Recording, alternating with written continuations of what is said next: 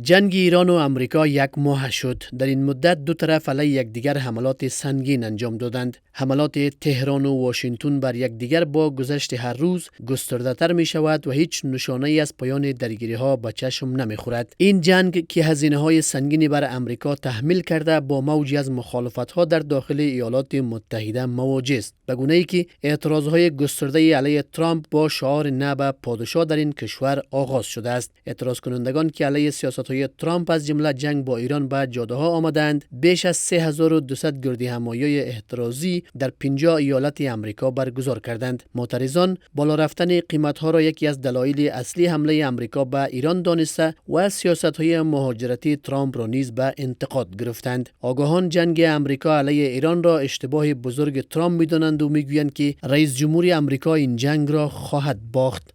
تجاوز امریکا بر ایران یک اشتباه بزرگ است. آقای ترامپ خود در یک مشکل بسیار بزرگ انداخته و این مشکل روز به روز بزرگتر میشه. مخصوصا در خود امریکا مخالفت مردم با این جنگ غیر منصفانه و غیر عادلانه رو به افزایش است. حتی در درون حزب خود آقای ترامپ در جمهوری خواه هم این جنگ محبوب نیست، مردم مخالفت میکنه.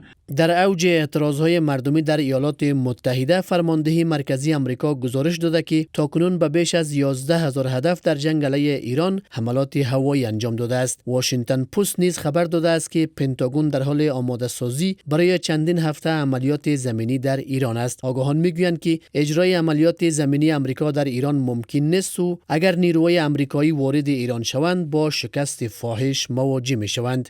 امریکا به دستور اسرائیل جنگ را آغاز کرد و با محاسبه غلط پیش رفت، بالاخره باعث شکست امریکا در منطقه شده.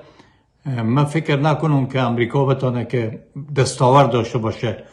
با ویرانی نشه که یک کشور تسخیر کرد. اگر میتوانست غزه را به خاک یکسان کرد، اما نتوانست که گروپ حماس خلسلا بکنه.